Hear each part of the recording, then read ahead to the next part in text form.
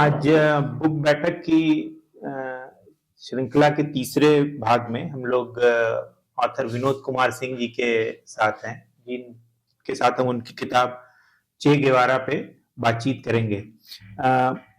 पिछले 2 एपिसोड जो कि द आइडम के यूट्यूब चैनल पे उपलब्ध हैं, आप हम लोग जा सकते हैं, उससे ये जो है एपिसोड आज का हम लोग मेरे लिए व्यक्तिगत रूप से काफी इंटरेस्टिंग है, क्योंकि पिछली 2 बातचीत थी वो प्रोफेसर के साथ थी जो एकेडमिक थे, जो किताब लिखने का एक तरीके से उनका पेशा है।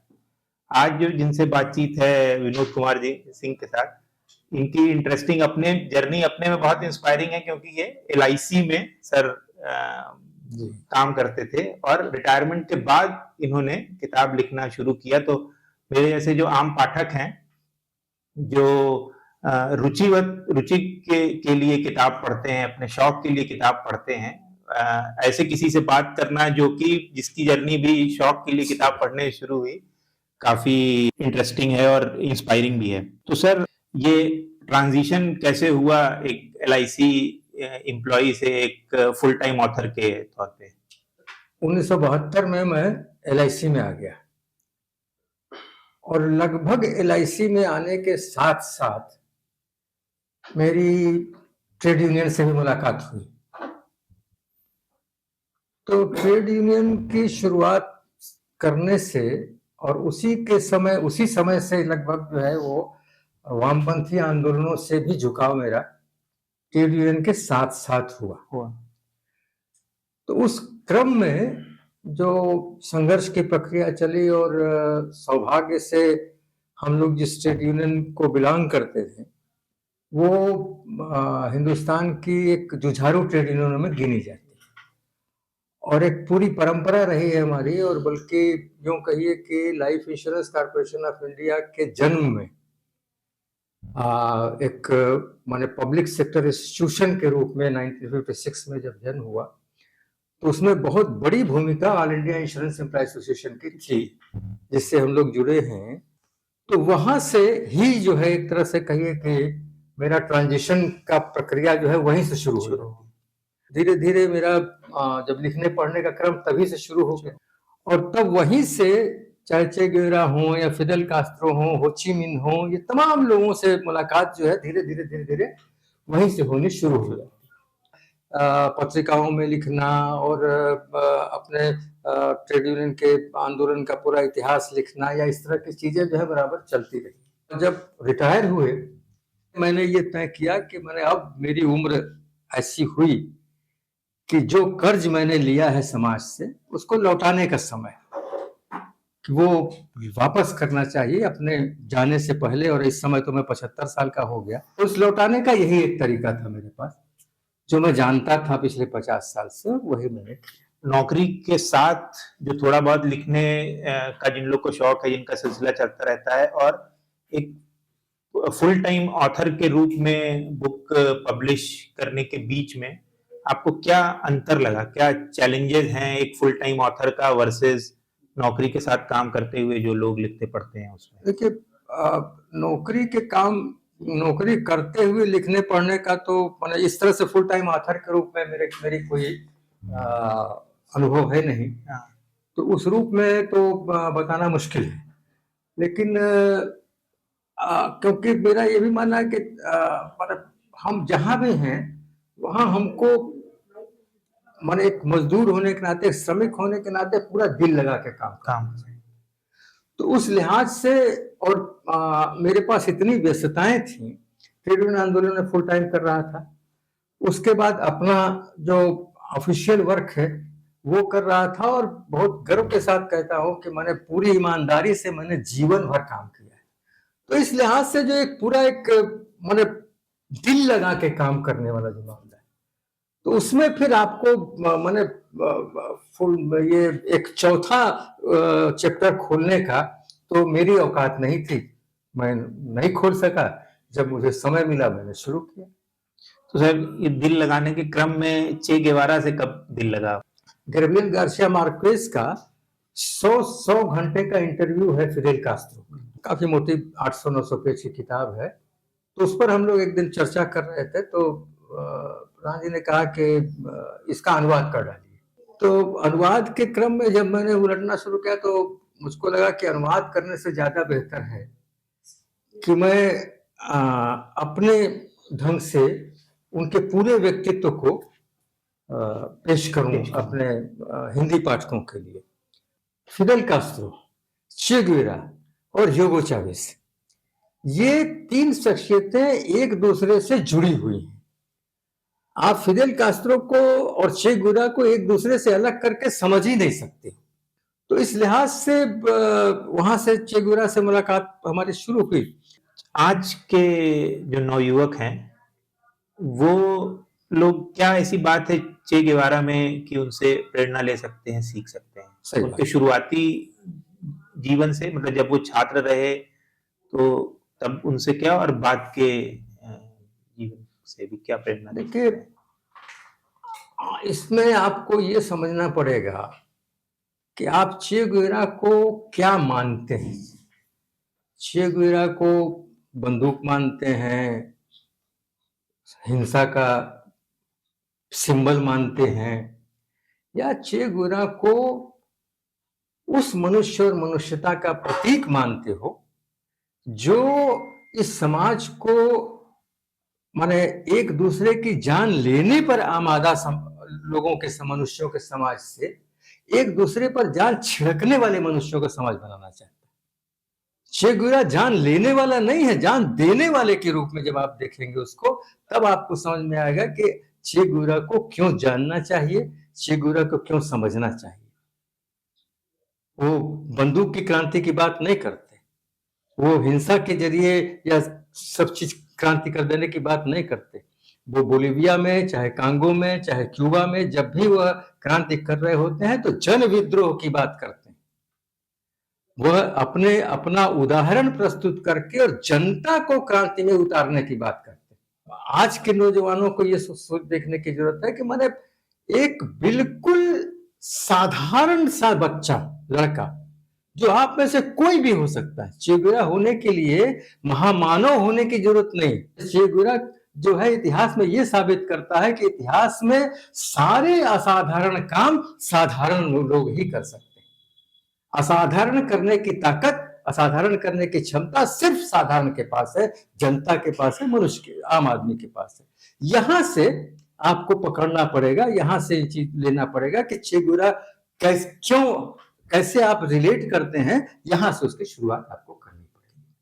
तो सर, चे गेवारा जो है वो का जन्म एक अपर मिडिल क्लास अर्जेंटीना की फैमिली में हुआ था, और वो खुद बाई ट्रेनिंग जो है वो एमबीबीएस स्टूडेंट थे। बिल्कुल। और फिर बाद में जो उन्होंने क्यूबा में या बोलीविया में जो संघर्ष हो रहा था उस समय उपनिवेशवाद के विरुद्ध, उसमें जो है वहां के लोगों के साथ जाके साथ दिया उन लोग का उस उपनिवेशवाद के संघर्ष के विरोध में। तो और ये सब बहुत कम उम्र में ही, मतलब अपने 20s 30s में ही जो है चे गेवेरा ने ये किया। तो क्या चे गेवेरा के जीवन में इस तरह के इंस्टेंसेस मिलते हैं, या क्या उन्होंने अपने जीवन में ऐसा किया जिससे कि उनके अंदर ये संवेदना पैदा हुई कि वो एक ऐसे दूसरे देश के किसी ऐसे नागरिक की समस्याओं के साथ अपने को एक पाते हैं जो कि उनके पलने बढ़ने जीवन के का हिस्सा नहीं है? तो इस तरह की संवेदना कैसे पैदा हुई उनको? सामंती मिडिल क्लास वाला मामला था उनका परिवार, लेकिन मैंने ढहता हुआ सामंती मिडिल क्लास था। वो लगभग जो है वो नष्ट हो चुकने के कगार पर था। तो उसकी जो जटिलताएं होती हैं वो उनके साथ थी, लेकिन उन जटिलताओं के साथ जब वो पढ़ाई करते हैं और पढ़ने के बाद, पढ़ने के क्रम में जब खास करके मोटरसाइकिल डायरीज जब शुरू, उनकी यात्रा जब शुरू होती है, तो कहीं से भी ये बात नहीं होती कि कोई उद्देश्य खास लेकर के कि हमको ये बन जाना है या हमको ये क्रांति कर देनी है, या ये लेकर के वो नहीं जाते हैं। लेकिन उस क्रम में जो उनका अनुभव उनके जो होते हैं, अलगाव यहां से शुरू होता है उनके उस पारिवारिक पृष्ठभूमि से। जब आप दुनिया में निकलते हो दुनिया के बीच में पहुंचते हो, जनता के बीच में पहुंचते हो, तब आपको समस्याओं से, चीजों से मुलाकात होना शुरू होती है। कुष्ठ रोगियों की हाँ। पूरी बस्ती में जाते हैं, वहां रहते हैं, देखते हैं कैसे है क्या है।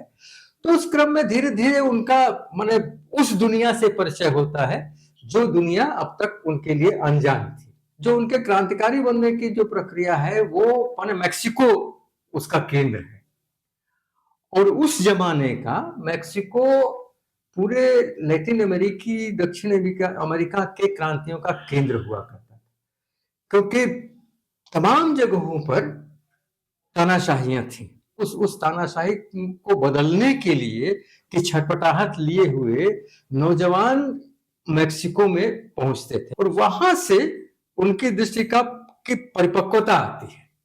और वहां पर वो पूरा, मैंने जब आप फिदेल वाली किताब पढ़ेंगे तो आपको देखेंगे कि मैंने फिदेल और राउल चे गुवेरा के बीच में पूरी रात इस विषय पर बात होती है। और वहां से मैंने चे गुवेरा मैंने फिदेल के साथ मैंने एकदम से आंगिक रूप से जुड़ जाते हैं, कि वहां से फिर आपको फिदेल और चे में जो है फर्क करना बहुत मुश्किल हो जाता है।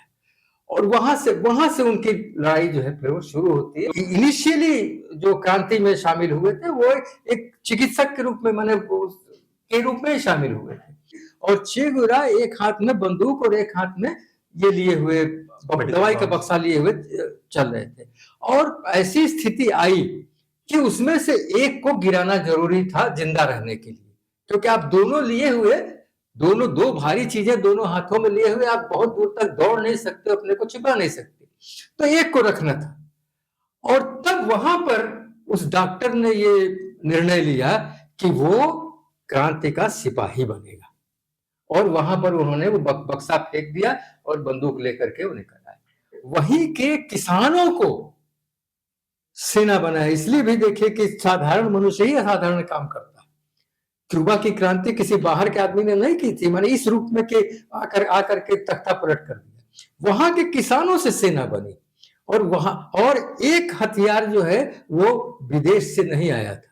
सारे हथियार बतिस्ता के जो जिसके खिलाफ क्रांति हुई थी, जो तानाशाह था, उसकी सेनाओं से छीने हुए सारे हथियारों के साथ क्रांति की गई थी। तो यहां से चे गुवेरा ने तय किया कि यहां से अब वो क्रांति के लिए है, उनका अस्तित्व क्रांति के लिए। जीवनी पढ़ के 3 बातें खास लगी चे गुवेरा के शुरुआती दौर में जब वो स्कूल कॉलेज में पढ़ रहे थे। एक तो उन्होंने बहुत किताबें पढ़ने का उनको बहुत शौक था, और वो बहुत मन से किताबें पढ़ते थे और हर विषय की किताब पढ़ते थे।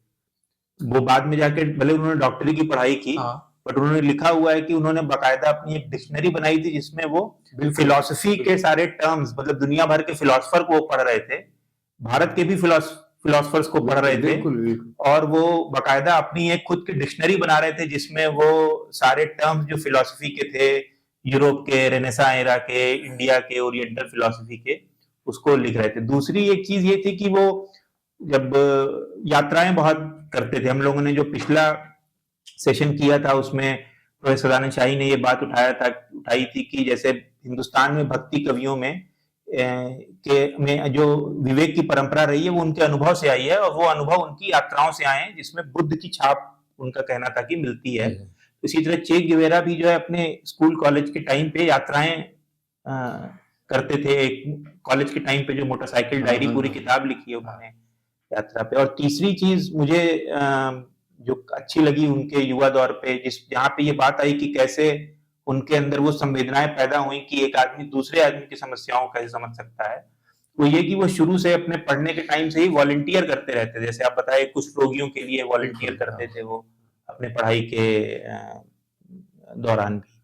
तो वही है ना कि मैंने वो समझना, मैंने वो शुरू से मैंने चीजों को समझना चाहते थे, जानना चाहते थे। तो ये जो जानने की ललक है, तो उत्सुकता थी चीजों को, हाँ, जो उत्सुकता है वो स्वाभाविक रूप से आप जब स्कूल में पढ़ रहे हो तो आपके पास किताब है जो आपको जानकारी दे सकते। तो वहीं से उन्होंने चीजों को, और इसीलिए मैंने मल्टीफेरेस कि आप पूरी दुनिया को जानना चाहते हो, समझना चाहते हो, अंदर से समझना चाहते हो उसके मर्म को, तो उसकी फिलॉसफी को भी समझना है, उसके व्यवहार को भी समझना है, वैचारिकी और व्यवहार को मिला करके समझना है, तो इस रूप में जो है आपने आप जब अवसर था तब किताबें पढ़ी। माने जुनून है ना, जुनून। जब किताबों का जुनून चढ़ा तो किताबों का जुनून चढ़ा, जब मोटरसाइकिल माने दुनिया को देखने का जुनून चढ़ा तो दुनिया को देखने का जुनून चढ़ा, और जब क्रांति का जुनून चढ़ा तो क्रांति का जुनून चढ़ा। अब से जब इस बात को 50 से ज्यादा साल हो चुके हैं और आपने जीवनी लिखी 2010 में, ये सारी घटनाएं 1950 के आसपास की हैं, 50-60 की हैं। किताब लिखते समय आपको क्या लगा ऐसा कि चे गेवारा क्या अलग कर सकते थे, जो वो किए, उनके जो मेथड थे या आ, उनकी जो लाइफ थी उसमें क्या आपको ऐसा लगा कि कुछ चीजें थी जो उनको रिकंसिडर करनी चाहिए थी या अलग करनी चाहिए थी? ये चे गुवेरा की मर्जी पर नहीं था कि वो क्या करते, ये उस समय के देश काल की परिस्थिति के ऊपर निर्भर था। तो वो पूरा आप 20वीं सदी का इतिहास उठा करके देखो तो वहां सारी जो समस्याएं थी उनका हल बंदूक कर रही थी। आप के सामने अगर माने बंदूक गोली चल रही हो और आप जो है वहां पर किसी को गुलाब का फूल देना चाहें तो आप नहीं दे पाओगे। आपको उसी हिसाब से अपने अपने समय और परिस्थिति के हिसाब से अपने हथियार तय करने होते हैं, अपनी रणनीति तय करनी होती है, अपनी कार्यनीति तय करनी होती है। तो इस रूप में आपके पास बदल सकने की कोई गुंजाइश नहीं थी। लेकिन ये कहना बिल्कुल गलत है कि चे गुवेरा या कोई भी जो क्रांतिकारी है वो केवल हथियार के बल पर दुनिया को बदलना चाहते थे। ये मजबूरी, हमने पहले भी आप ये इस बात को रखा कि ये मजबूरी थी कि हमने हथियार उठाया, लेकिन इसीलिए क्रांति के खजाने में, क्रांति के शस्त्रागार में बंदूक भी है, वायलिन भी है, गुलाब भी है। तो अब ये क्रांति को तय करना होता है अपने समय की परिस्थितियों के हिसाब से कि आप अपने हथियार खाने से बंदूक कब निकाल रहे हो, कलम कब निकाल रहे हो, वायलिन कब निकाल रहे हो और गुलाब कब निकाल रहे हो। तो 20वीं सदी हथियार की सदी थी, हथियार निकालने के अलावा कोई रास्ता नहीं था। उसके बाद बड़ा काम आपका, असली क्रांति आपकी तब शुरू होती है वहां से, राजनीतिक क्रांति से, जब आपके सामने विशाल जन समुदाय को अपने पक्ष में जीतने का काम, वैचारिक रूप से, क्योंकि तब जो है आप बंदूक से उनको नहीं जीत सकते। बहुत बड़ी आबादी है, उसको अपने साथ लाना, वो आपको प्रेम से लाना, वहां से सृजन शुरू होता। विध्वंस का काम खत्म हुआ और सृजन का, प्रेम का काम जो है वहां से शुरू होता है। और तब वहां वो काम जब आप शुरू करते हो तो ये एक पूरा बदलाव की प्रक्रिया यहां से शुरू होती है। एक दूसरी किसी रेवोल्यूशनरी जील जो है उसके और principles of non violence of peace, इसके बीच में बैलेंस कैसे बनाए, कोई कैसे वो बनाना ही पड़ेगा। आज भी माने आप जो है, माने कहा ना कि आप बैलेंस, वो माने रिवोल्यूशनरी जील या परिवर्तन, बदलाव, कोई भी दोनों का बैलेंस बनाए हो ही नहीं सकता है। आज भी आप देखिए ना कि आपके अपने समाज में ही, आपने कहा कि अब वो स्थितियां नहीं है, लेकिन आप अपने समाज में देखिए कि आज आपकी जेलों के अंदर, यूएपीए के अंदर जो है कितने लोग जेल में हैं। आज जो मॉब लिंचिंग में मारे जा रहे हैं वो कौन लोग मारे जा रहे हैं। आज ग्राहम स्टेन्स जो है अगर जला दिया जा रहा है तो कौन है जो जला दिया जा रहा है। तो हिंसा अपने आप में खत्म तो नहीं हुई, लेकिन आज आप उस हिंसा को खत्म करने के लिए उस समय की जो 20वीं सदी की मजबूरी थी, वो सीधे बंदूक लेकर के नहीं उतर सकते। क्यों नहीं उतर सकते कि एक तो उस परिस्थितियां उस तरह की नहीं है, और दूसरे माने तकनीक ने ताकत का इतना फर्क कर दिया है। एक जमाना था, 20वीं सदी के जमाना था कि जब हम शासक के बंदूकें छीन करके क्रांति कर लिया करते थे। आज तो माने मिलिट्री इंडस्ट्रियल कॉम्प्लेक्स के बल पर, क्योंकि जब आप देखते हैं कि कोविड में पूरा देश जो है वो साल भर तक बंद रहता है, बल्कि पूरी दुनिया साल भर तक बंद रहती है, और उसमें पूंजीपति वर्ग जो कुछ माने 1.1% जो पूंजीपति वर्ग का हिस्सा है वो चौगुनी पांचगुनी छलांग लगाता है। आज आपको जन आंदोलनों पर भरोसा करना ही पड़ेगा, क्योंकि आखिर बर्दाश्त करने की एक हद होगी ना।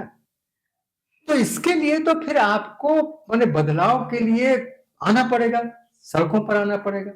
और वो बदलाव आज ये तय है कि वो बदलाव आप तुर्की बतुर्की बंदूक के जरिए नहीं हासिल कर सकते हो। मैक्सिको में जो जपतिस्ता आंदोलन हुआ तो उसके जो सब कमांडेंट मार्कोस हैं, मार्कोस ने कहा कि देखिए हम ठेकेदार नहीं हैं, हम दुनिया का आपके लिए क्रांति नहीं करने जा रहे, हम दुनिया का इतिहास बदलने नहीं जा रहे, लेकिन उन्होंने साफ साफ कहा कि हम आपके लिए आपका इतिहास नहीं बना सकते, लेकिन इतना जरूर जानते हैं और इतना कह रहे हैं कि आपका इतिहास आप द्वारा ही बनाए जाना है। ये है संदेश।